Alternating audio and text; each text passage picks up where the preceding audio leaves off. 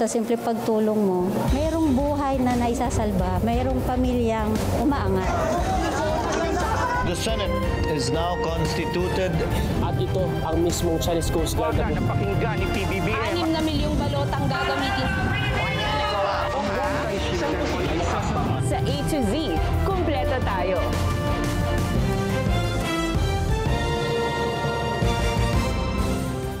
Luzon, Visayas, Mindanao at buong mundo. Ngayon ay Huwebes, September 4, 2025.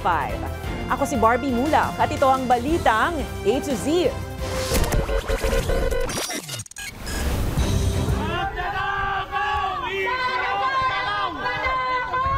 Opisina ng mga diskaya sa Pasig City. Binato ng putik ng mga rallyista. Panawagan ng Malacanang sa publiko. Kalma lang. Secretary Dizon nagalit sa nadiskubring estado ng 96 million peso Riverwall Project sa Plaridel, Bulacan. DPWH Bulacan Engineer Henry Alcantara sinibak sa pwesto. Kamara, hindi muna itutuloy ang pagbabalik ng 2026 National Expenditure Program sa DBM. Graft and corruption at iba pang kaso, isasampa laban kina Alice Go at mga kasabwat. Sa showbiz, film singer Jessica Sanchez, muling pinabilibang judges sa America's Got Talent quarterfinals. At Vice Ganda at Nadine Lustre, may pasilip sa first shooting day ng MMFF entry na Call Me Mother.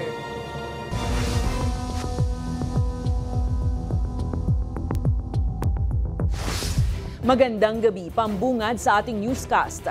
Nananawagan ang Malacanang sa publiko na pakalmahin ang nagpupuyos na damdamin kontra sa kaliwat ka ng balita ng umano'y irregularidad at korupsyon sa gobyerno. Yan ay matapos salakayin ng mga rallyista ang opisina ng Pamilya Diskaya at pagbabatuhin ito ng putik sa gitna ng akusasyon ng mga anomalya.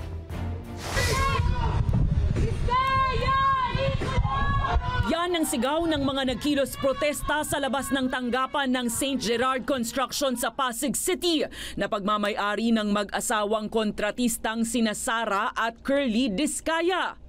Kinuyog at binato ng putik ang pader at entrada ng tanggapan. Sinulatan rin ito ng magnanakaw at dapat ikulong. Yung pinapakain nyo sa pamilya nyo galing sa nakaw! Pinili nating pumunta dito sa isa sa mga kumpanya ng tinuturing nga na flood control queen and king, yung mga Diskaya, para ipakita at dalhin yung galit ng mamamayan sa mga magnanakaw ng mga Diskaya. Ayon sa Pasig City Police, bagamat walang permit ang grupo para mag-rally, ipinairal pa rin nila ang maximum tolerance. Pero nakiusap sila sa mga nagprotesta na sumunod sa batas. Posibleng maharap ang mga nagprotesta sa reklamong malicious mischief dahil sa vandalism. Sa mga ganitong sitwasyon, dapat hindi natin mapayagan na may mga ganyan na mangyari kasi they might be committing a case of malicious mischief. Sa pahayag, nakiusap naman si Pasig City Mayor Vico Soto na iwasan ang karahasan, lalo't posibleng masaktan ang mga security guard at trabahante ng kumpanya, maging ang mga rallyista. Pagtitiyak ni Soto, magpapatuloy ang kanilang investigasyon, case build-up at paghahain ng mga reklamo laban sa mga Diskaya. Ang Malacanang nananawagan na rin sa publiko na pakalmahin ang mga emosyon. Hindi po ninanais na magkaroon ng kaguluhan dahil lamang sa may mga maling information. Dahil ito daw ay ginagamit para mas paalabin ang galit ng mga Pilipino. Hindi po yun ang nais ng Pangulo. Nais ng Pangulo ay maliwanagan lahat tayo kung ano nangyayari sa mga flood control projects at maibigay ang nararapat sa taong bayan. Binawi na ng Philippine Contractors Accreditation Board ang mga lisensya ng 9 na construction companies ng mga Diskaya. Ayon sa PCAB, ang sabayang pagbid ng Diskaya companies sa mga proyekto ng gobyerno na inamin mismo ni Diskaya sa Senado ay paglabag sa procurement laws at contractors license laws ng bansa. Nadagdagan pa ang mga luxury car na isinuko ng pamilya Diskaya sa Bureau of Customs. Ayon sa BOC, as of September 4, kabuoang 28 na mamahaling mga sasakyan na ang nasa kustodiya ng ahensya. 12 ang unang nasecure mula sa search warrant sa St. Gerard Construction Compound sa Pasig City, habang 16 na karagdagan naman ang pinoproseso ngayon para iberipika ang importation at tax records. Una nang sinabi ng Customs na maaaring tuluyang kumpiskahin ang mga sasakyan na mapatutunayang illegal na na-acquire ng mga Diskaya. Assuming na yun yung pagkakamali or kasalanan, mali sa pagbabayad at may dinayang dokumento. Subalit, to be fair, kapag naman talaga napatunayan natin based on documents, napatunayan naman na talagang binili lang nila yan sa dealer or dealers, kami ang magkakaso naman doon sa dealers. At ang mangyayari, yung Diskaya family, hahabulin nila yung dealer nila kasi we will forfeit the vehicles in favor of the government. Ikinagagalit ni DPWH Secretary Vince Dizon ang ininspeksyon na river wall project sa Plaridel, Bulacan na halos 100 milyong piso ang halaga. Marked as completed na kasi ang naturang proyekto, pero ani Dizon, iniwan itong nakatiwangwang at kailan lang sinimulan ang konstruksyon nang uminit na ang issue.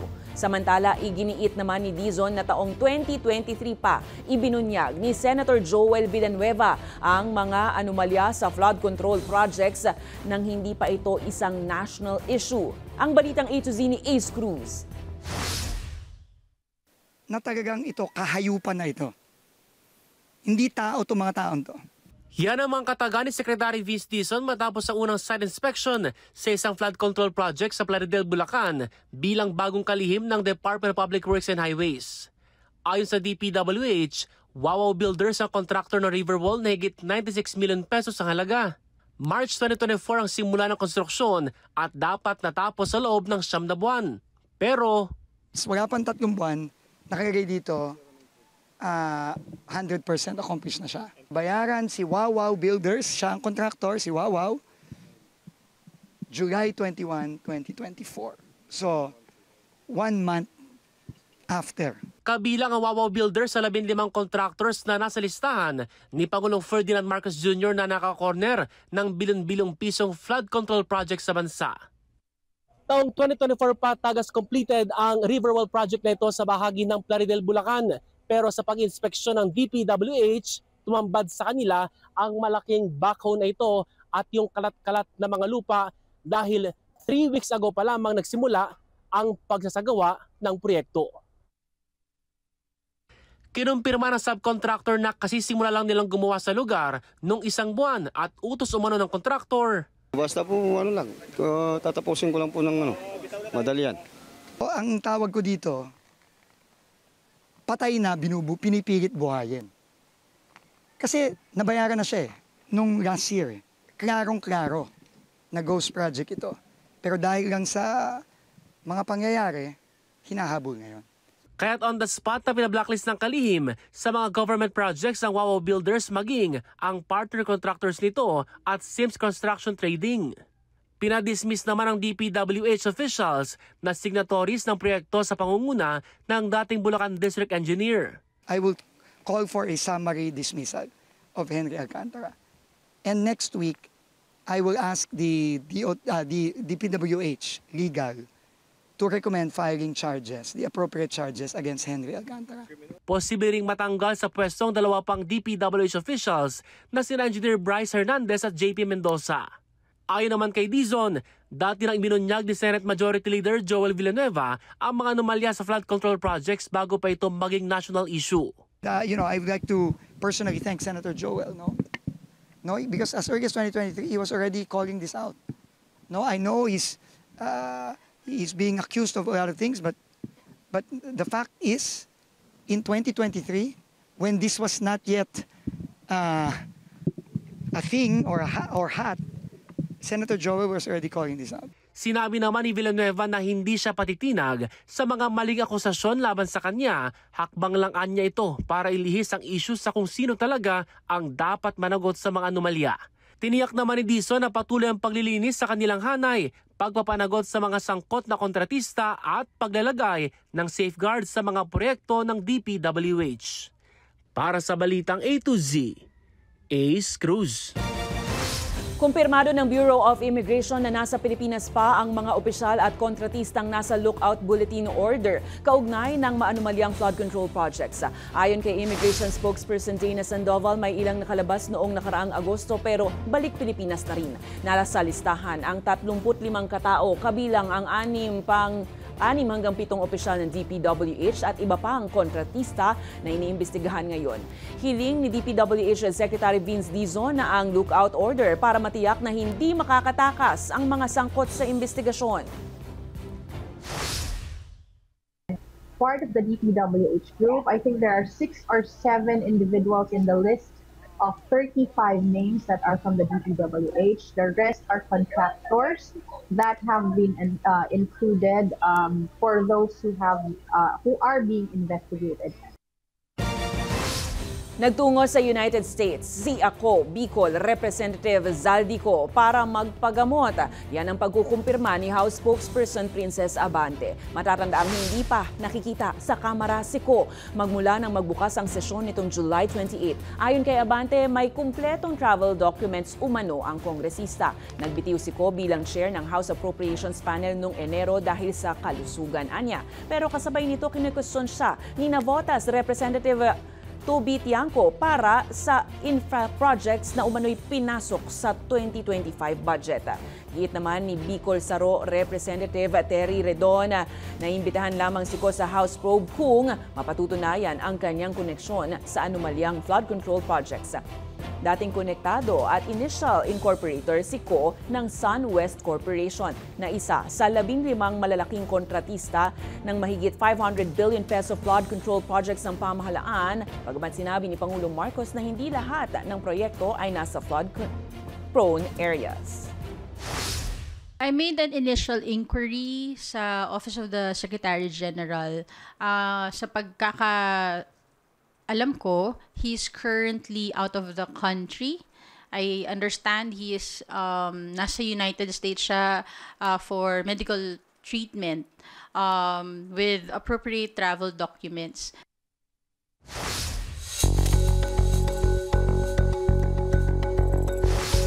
Hindi muna itutuloy ng Kamara ang mungkahi ng ilang House leaders na ibalik ang 2026 National Expenditure Program sa Department of Budget and Management. Ang balitang A to Z ni Kim Salinas. Iniurong ng Kamara ang mungkahing ibalik ang 2026 National Expenditure Program sa Department of Budget and Management. Kahapon, ipinahayag ng ilang House leaders, partikular sina Representatives Ronaldo Puno at Jose Alvarez na dapat ibalik ang budget proposal sa DBM dahil sa mga maling items. Ngayon, ayon sa tagapagsalita ng Kongreso, it is not a physical return. Hindi to yung na-envision siguro ng marami na i-empake yung mga libro na pinadala dito at ibabalik. Pero ito yung panawagan ng party leaders sa DBM to review, to revisit, and to correct yung budget proposal. Noong August 13 ay mismong si Budget Secretary Amena Pangandaman ang nag-abot ng 2026 proposed budget kay House Speaker Martin Romualdez. To clarify, hindi lang to tungkol sa budget ng DPWH, but they also mentioned other departments as well. DA, Department of Agriculture, DILG, and among others. Tinututulan naman ni Senador Risa Hontiveros ang anumang hakbang para ibalik ang 2026 proposed national spending plan sa DBM.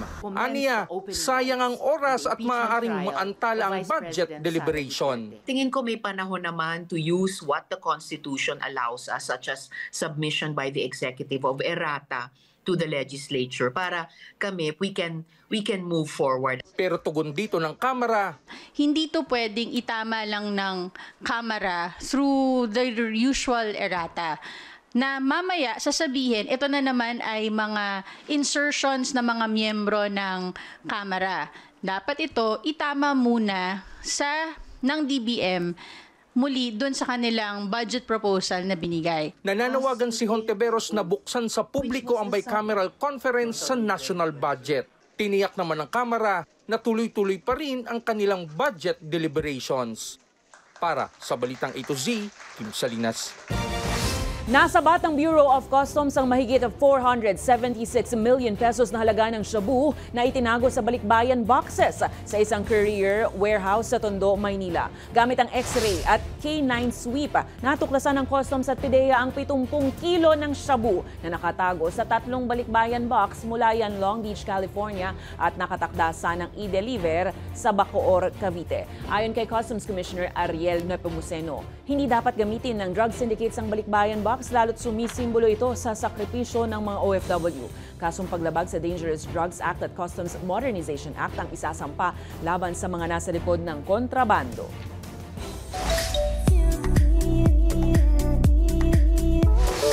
Muling napabilib ang AGT judges sa Filipino singer na si Jessica Sanchez matapos sumabak sa quarterfinals ng talent reality singing contest na America's Got Talent. Suave ang performance ni Jessica sa extraordinary rendition ng awiting Ordinary ni Alex Warren. Aba, 8 buwan ng buntis pero hindi ito nakaapekto sa kalidad ng kanyang boses. At ang good news, pasok na ang ating pambatong si Jessica sa semifinals. Matatandaan kamakailan lang nang umani rin ng papuri ang Pinay singer sa kanyang pagbabalik sa AGT stage kung saan una siyang sumali, 2 dekada na ang nakalilipas. Congrats and road to grand finals, Jessica!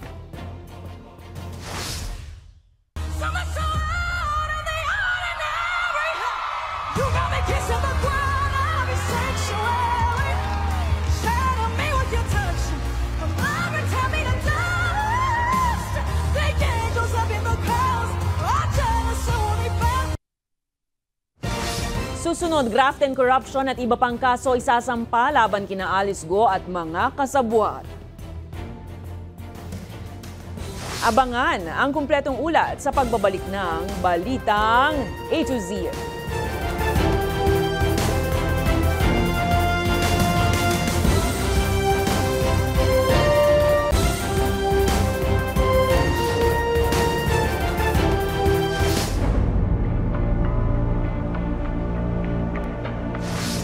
Maghahain ng 36 na kaso ang National Bureau of Investigation at Presidential Anti-Organized Crime Commission laban kina Alice Go, ang pinatarsik na mayor ng Bamban, Tarlac, kasama ang ilang opisyal at kumpanya na sangkot sa irregular na land deals.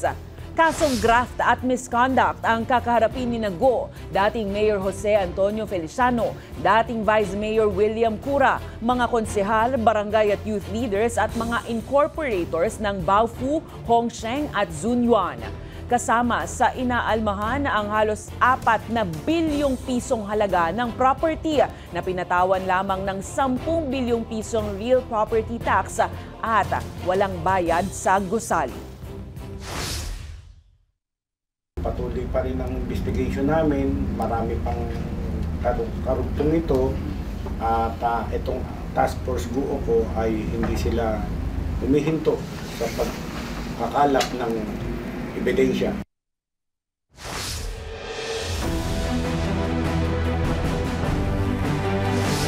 Nilagdaan ni Pangulong Ferdinand Bongbong Marcos Jr. ang Republic Act 12253 o Enhanced Fiscal Regime for Large-Scale Metallic Mining Act. Sa ilalim ng batas na ito, lahat ng mining companies sa itinalagang mining sites ang magbabayad ng 5% royalty sa kanilang gross output.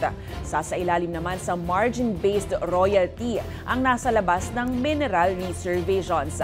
Magpapataw din ng karagdagang buwis kapag lumagpas sa 30% ang profit margin o yung kita ng mga kumpanya para matiyak ang makatarungang bahagi ng gobyerno. Habang bawat kontratista ay ituturing na hiwalay na taxable entity para maiwasan ang pagtatago ng kita ng mga ito. Samantala, 40% naman ng tax collection ay mapupunta sa mga lokal na pamahalaan habang 10% ng royalties sa mining sites ay mapupunta sa Mines and Geosciences Bureau. at maging sa Metals Industry Research and Development Center. Giit ni Marcos, hindi dapat isaalang-alang ang tao at kalikasan kapalit ng pag-unlad. Tinatayang aabot sa 25 billion pesos ang malilikom na revenues mula 2026 hanggang 2029. Gone are the days when a mining contractor can bury its profits beneath the weight of losses. No longer can we use the one project's failure to conceal another project's success. Inamin ng Pangulo ng Centerways Construction and Development Incorporated na si Lawrence Lubiano na nagbigay siya ng 30 milyong piso para sa kampanya ni Senate President Francis Chis Escudero noong 2022 national elections. Isang kontraktor ng flood control project ang naturang kumpanya na nasasangkot ngayon sa investigasyon dahil sa mga umano'y anomalyang korupsyon sa proyekto. Pero sa hearing ng Kamara sa flood control projects, iginiit ni Lubiano na personal niyang pera ang ginamit at hindi anya galing sa kumpanya. Kinumpirma naman na ni Escudero na kaibigan niya si Lubiano at isa sa kanyang mga donor pero itinangging nakialam siya sa mga kontrata ng naturang negosyante. May dalawa ring kapatid si Lubiano na nasa politika sa Sorsogon pero itinanggi niya na may partner siya sa gobyerno. Pinaalala naman ng Omnibus Election Code na ipinagbabawal ang donasyon mula sa mga may kontrata sa gobyerno, direkta man o hindi. Umaapela ang aktres na si Angel Aquino sa Senado at ilang pang mga biktima ng deepfake na habulin ang mga nasa likod ng cyber pornography gamit ang AI o Artificial Intelligence na laganap ngayon. Sa pagdinig ng Senado, isinampa niya ang panawagan na nararapat hulihin at parusahan ang mga nasa likod ng cyber pornography. Iginiit din ni Aquino na ang deepfake ay bagong anyo ng karahasan laban sa kababaihan. Kaya anya dapat hindi lang mga gumagawa kundi pati ang mga nagpapakalat at mga platapormang nagbubulag-bulagan umano ang managot. Diin pa ni Aquino kailangan agapan ng batas laban sa AI-generated deepfake para hindi maulit ang pambabastos na kanyang naranasan.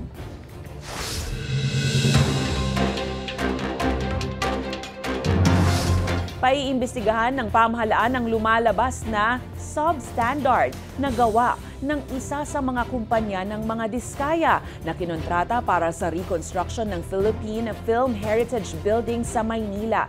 September 4 dapat na kumpleto ng Great Pacific Builders ang Phase 2 ng proyekto. Pero ayon sa Malacanang, dismayado umano si First Lady Liza Marcos matapos makita sa inspeksyon ngayong araw ang mga hindi pa natapos at mababang kalidad ng trabaho rito. Samantala, nagbitiw na sa pwesto ang Executive Director ng Philippine Contractors Accreditation Board o PCAB. Kinumpirma ni Trade Secretary Maria Cristina Roque na nagbitiw na si Attorney Herbert Matienzo sa harap ng lumabas na issue sa PCAB tulad ng biding-bidingan sa mga government project.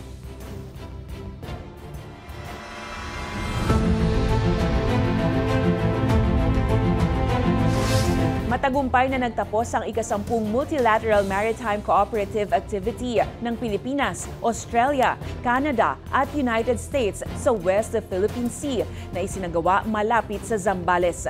Kasama sa aktibidad ang pag-deploy ng mga barko at eroplano ng 4 na bansa. Kabilang dyan ang BRP Jose Rizal ng AFP, HMAS Brisbane ng Australia, HMCS Ville de Quebec ng Canada at P8A Poseidon ng US. Tampok sa drill ang photo exercise, vertical replenishment, anti-submarine warfare drill at passing exercise na layong palakasin ang interoperability ng mga hukbo. Giit naman ni AFP Chief of Staff General Romeo Browner Jr. na nagpapatunay ito ng pagkakaisa ng mga bansa para ipagtanggol ang karagatan at igalang ang rules-based order, partikular na sa West Philippine Sea.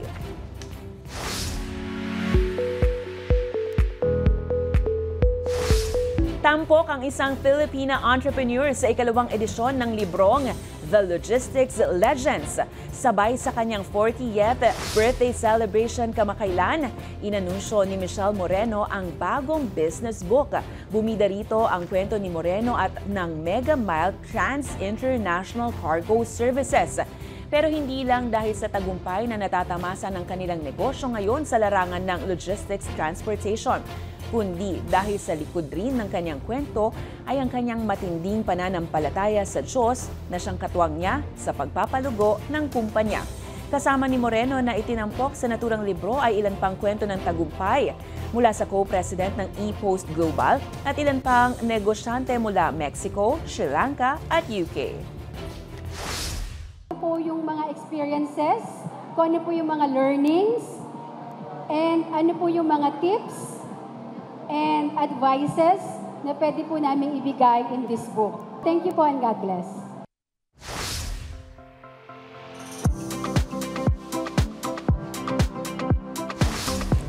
Sa ibang balita, tanggal stress ang pangako ng isa sa leading retail malls sa bansa sa ika-4 na dekada nito sa industriya. Pangako nila ang patuloy na makamasang serbisyo at pangangalaga sa kalikasan.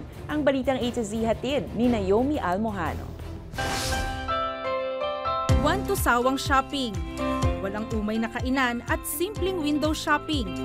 Ilan lang ito sa mga karaniwang gawain ng mga Pilipino kapag pumupunta sa mall. Madalas kasama ang pamilya, barkada, katrabaho o di kaya na may kahit solo trippings lang. Kaya naman sa ika-40 taon ng isa sa pinakamalaki at leading retail mall sa bansa, mas layo nilang palakasin ang serbisyo sa publiko. During the pandemic, we realized it's not all business. Really, you have to also give back to the community that help you during good times. They want spaces. They want more place to where they could really de-stress. Patuloy din ang pangako ng mall na walang puwang ang gender-based discrimination sa kanilang mga empleyado. Nasa kasalukuyang nasa mahigit 60% ang kababaihan at executives. So the biggest asset of our company is not the building. It's not the shopping center. It's the people inside. Tiniyak din ng mall na sa kabila ng patuloy nilang pagre-develop at pagtatayo ng mall sa iba pang bahagi ng bansa, kakampi sila sa pagiging eco-friendly. 50 of our malls right now would have solar panels on the roof. There's a commitment to use 100% clean energy by before 2030. Aniya, bago sila magtayo ng bagong flagship o regular store, inaaral muna nila ang lugar kung bahain ito para hindi makadagdag sa problema at sa halip, solusyon o tulong sa pagbaha ang kanilang maibigay. Sa ngayon, nasa 88 na ang branches ng mall sa buong bansa at target na maabot ang bilang na 115 hanggang 2030. Para sa Balitang A to Z, Naomi Almojano. Sa ating pagbabalik, Vice Ganda at Nadine Lustre may pasilip sa first shooting day ng MMFF entry na Call Me Mother. At P-Pop Kings SB19 magpapakitang gilas sa Taiwan. Manatiling nakatutok, kayo ay nanonood ng Balitang A to Z.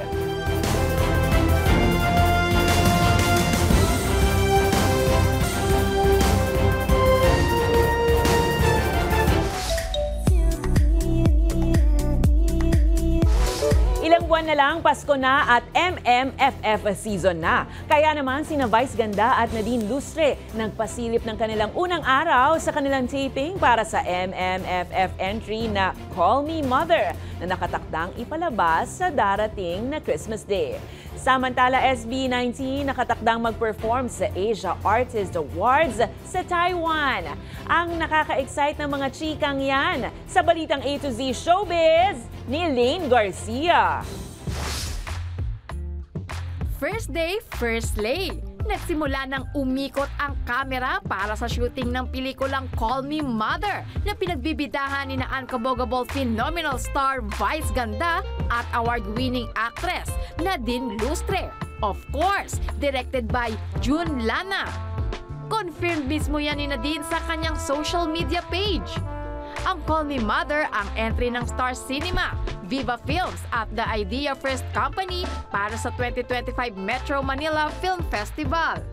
Siguradong blockbuster na naman ito sa takilya, lalo na't magsasani puwersa ang dalawang tinitingalang artista sa industriya.